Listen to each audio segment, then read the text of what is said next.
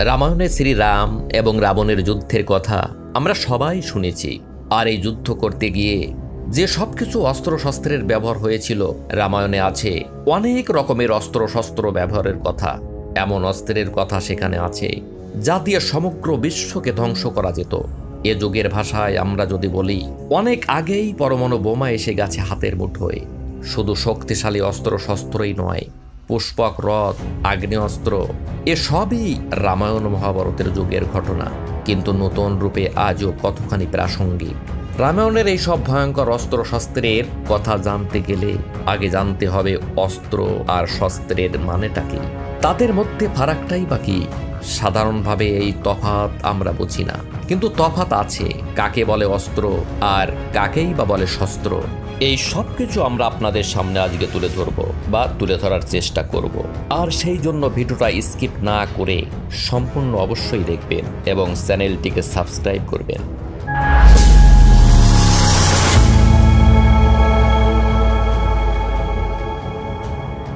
অস্ত্র হলো ঐশ্বরিক ক্ষমতা, দৈবিক শক্তি প্রাপ্ত হতো কোনো দেবদেবী অথবা দেবতাদের কৃপায়। এক কথায় যাকে বলা হয় বর। তার ক্ষমতা ছিল অসীম।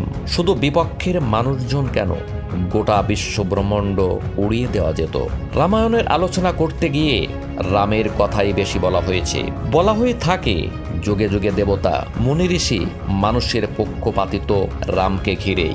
দেবতাদের কৃপায় রাম অনেক অস্ত্র লাভও করেছিলেন, কিন্তু তপস্যা করেছিলেন আরো অনেকেই, অস্ত্র লাভও করেছিলেন আরো অনেকে। যদিও অস্ত্রের প্রয়োজন এবং ব্যবহার রামকেই বেশি করতে হয়েছিল, কারণ রাবণ মেঘনাদ দুজনেই ছিলেন অসামান্য বীর। যদিও রামের কৃতিত্বকে শ্রেষ্ঠ বলে মেনে নেওয়া হয়েছে, ইন্দ্রজিৎ বা রাবণ কেউই রামের চেয়ে কোনো অংশে কম বীর ছিলেন না। মেঘনাথের অপার নাম ছিল ইন্দ্রজিৎ।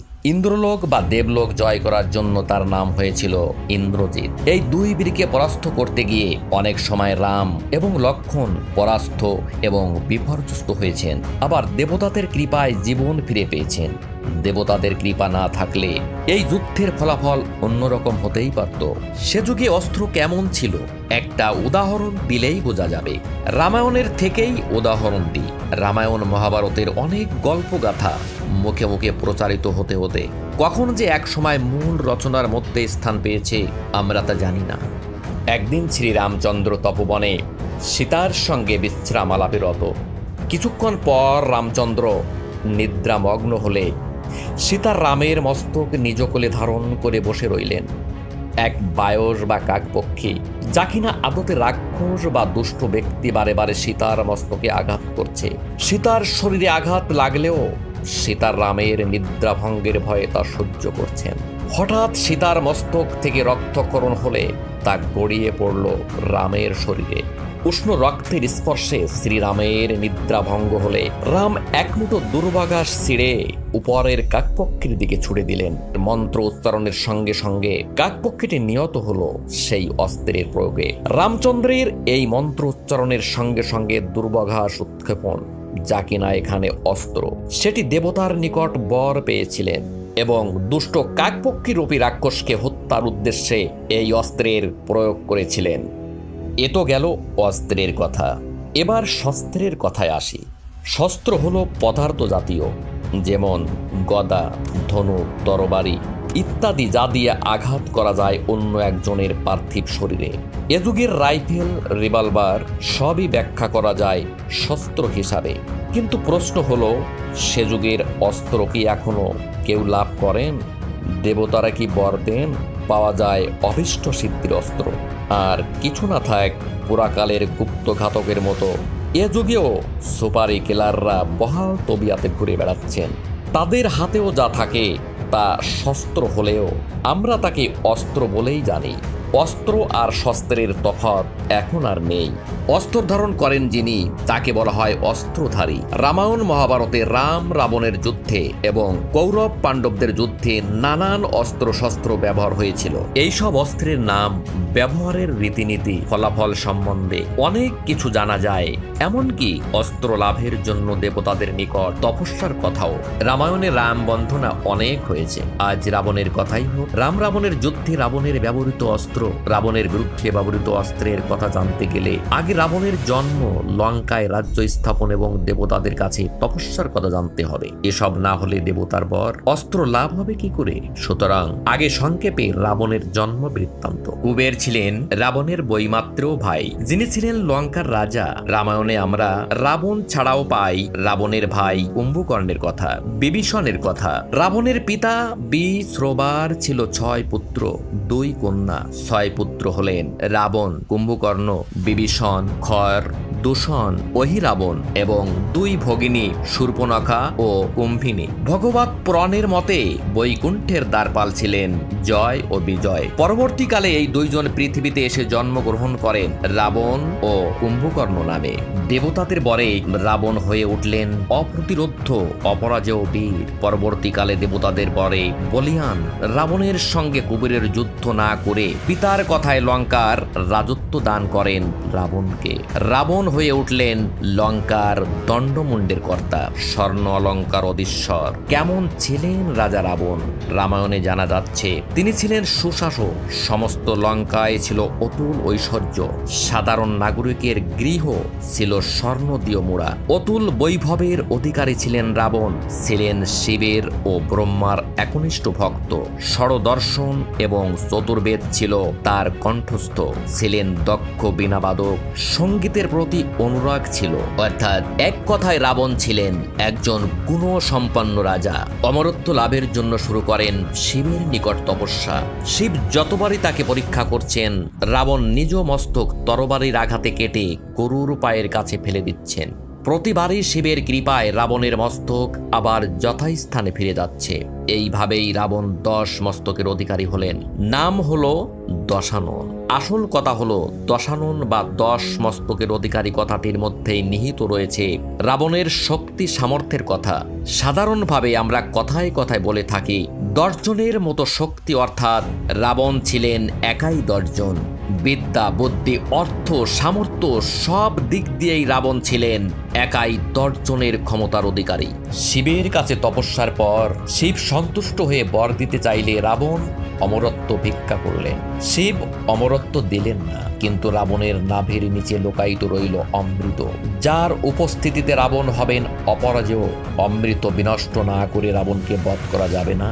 রাবণ অমরত্ব পেলেন না, কিন্তু অমরত্বের পরিবর্তে লাভ করলেন অনন্ত শক্তি, যাতে দেবকুল, অসুরকুল ইত্যাদি যত কুল আছে সকলেই তার কাছে পরাজিত হবেন। এত কথার পরেও কিন্তু বাকি রয়ে গেল একটি কথা, তা হলো ইন্দ্রজিৎ বা মেঘনাথের অপরাজেয় শক্তির কথা। মেঘনাথের নাম ইন্দ্রজিৎ কেন?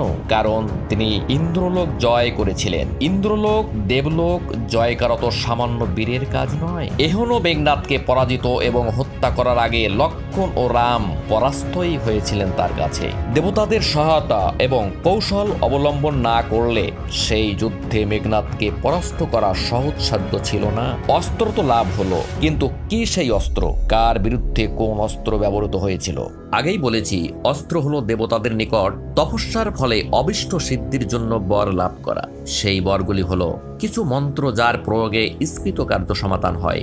আবার এমন কিছু মন্ত্র আছে যার উচ্চারণ করবার সঙ্গে সঙ্গে মুহূর্তের মধ্যে চোখের সামনে হাজির হয় শস্ত্র হিসাবে। কখনো বা সেই শস্ত্রের আঘাতে বিপক্ষের জীবনহানিও হয়ে যায় নিমিষে।